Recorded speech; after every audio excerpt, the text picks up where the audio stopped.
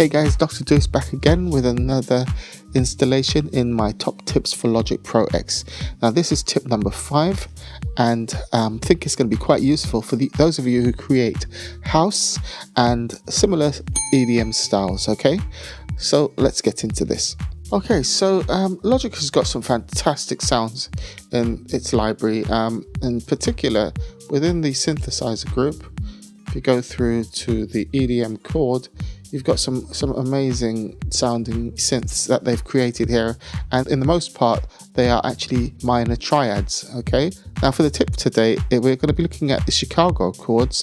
I'm going to play this back and then I'll explain to you exactly what this is all about. Let's have a listen.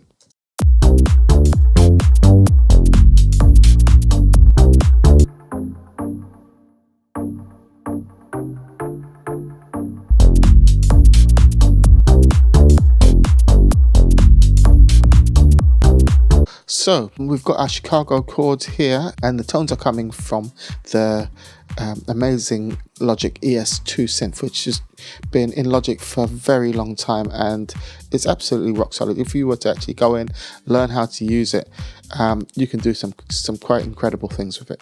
Anyway, the basis or principle of how that sound is created, let's solo that and play back the sequence. Now that chord is made up of these 3 oscillators in the synthesizer. So I'm going to switch these 2 off and leave this one playing, so you'll hear the change in tone. And then switch this on. Okay, and then this one. Okay, so let's just take a look and see what's actually going on within this synth. I've got a keyboard up so we can actually demonstrate what's actually happening. Now let's switch these off so you can actually hear what's going on. I'm going to play a C note, and that's the first oscillator. Let's hit the second note, and then I'm going to switch on the third oscillator and play the note. Okay, so all 3 of these oscillators, they're using the exact same waveform shape, and that's what's creating the chord, which is pretty cool. Okay, now how is that chord actually created? What's actually going on? Well, look at the first one. This has been detuned by 12 semitones.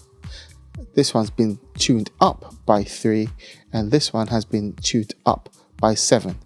So if we were to say start here, let's extend this a little bit. Okay, cool.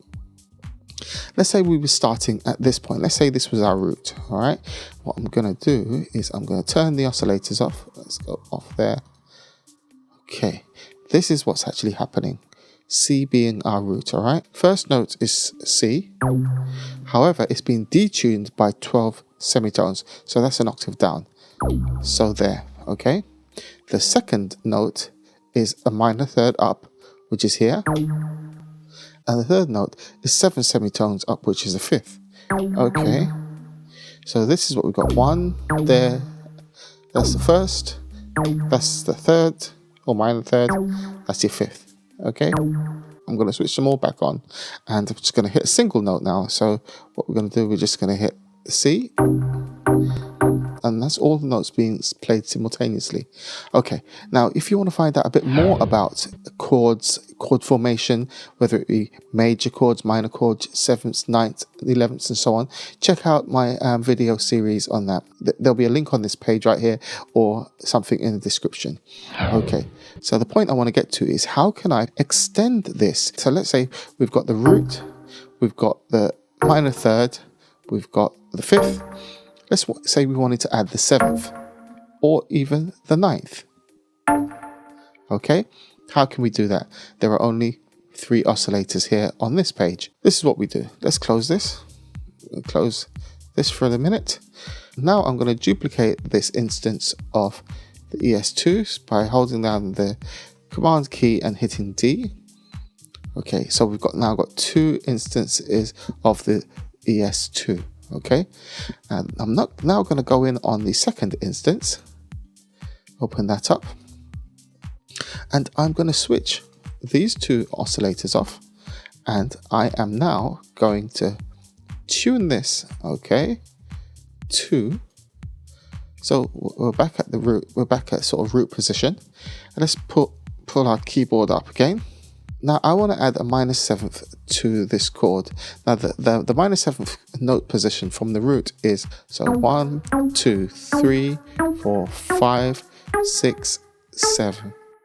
So the fifth, if the fifth was 7 steps, the seventh will be 8, 9, 10.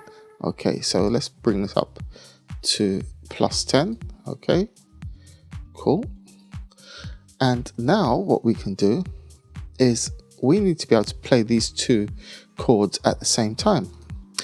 So what I'm going to do, I'm just going to mute this, which is Control M.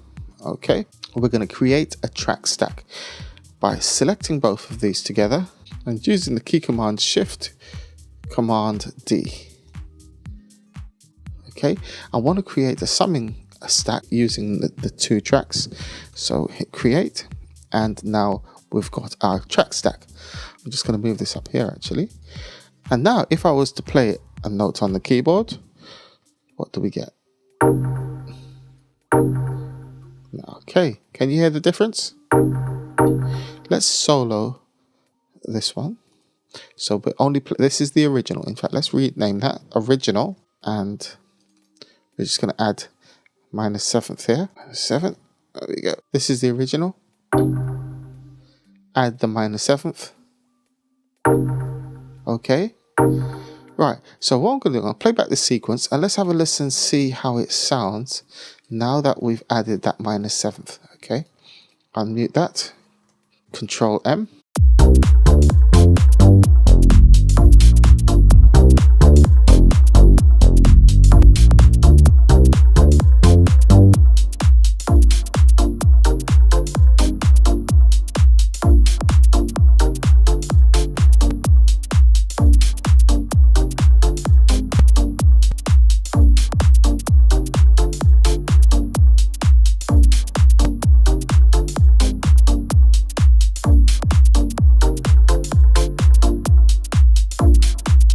Pretty cool, huh? And that only took a few seconds to create that minus seventh. Let's extend it a bit more. Same principle. We go back into, which one was it? This one. And we're going to go in here, and we're now, because we switched these off, we switch this one on, and now we want to move up from this. So the B flat was the seventh. We want to go to we want to now include the D, and that's 1, 2, 3, 4 steps. So that's 14, because this was 10, 11, 12, 13, 14. So we bring this up to 14. Boom, bam, boom, boom. There we are. And now let's see what we've got. Let's play that back.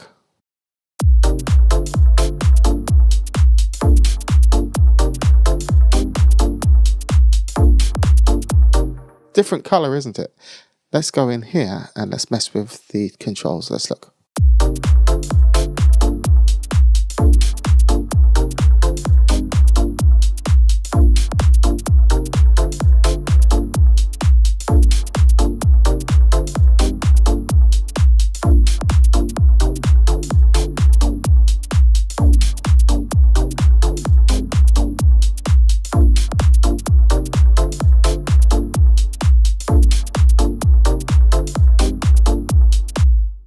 We can extend this even further by adding an 11th. We can then add an F right at the top here. Let's see what happens if we did that.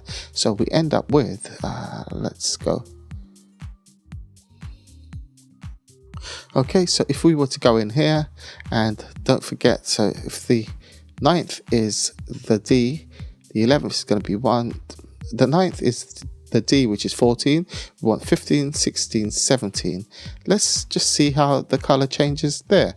So you want to watch for this semitone change down the bottom here.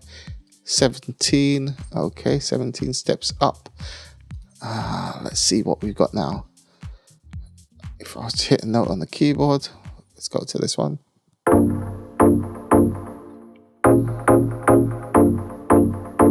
Now that's really interesting, isn't it?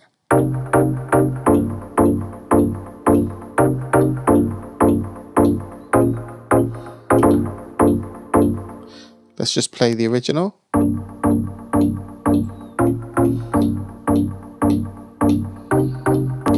These are the extensions on their own.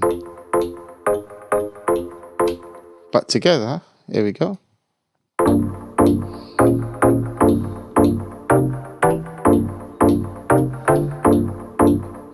And in context of the music, let's bring the bass line back in and let's have a listen.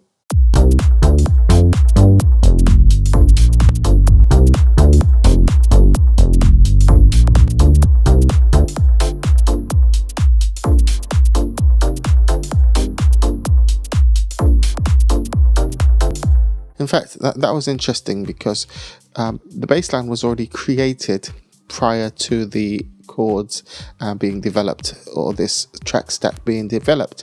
Now, on its own, with the drums and the chords that we have here now, they sound great. However, the bass line, there's a slight dissonance, there's a slight clash somewhere in this bass line. So if I really wanted to stick with this extension of having the 7th, 9th and 11th in the chord, I would have to review what I do with some of the note selection in the bass line. Definitely with the 7th and the 9th added, definitely that still works. But with the 11th, I'm not so sure. Let's hear it on its own again with the drums.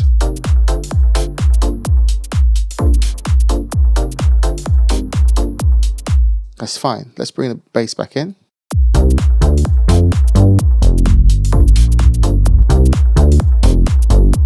Yeah, maybe not. But certainly if I were to go back in, take out the 11th, if we switch that off and have a listen.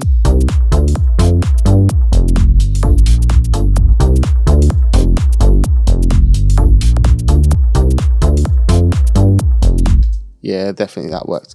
So again, in just a few simple steps, we've been able to extend our EDM chords by just duplicating the original ES2 synth.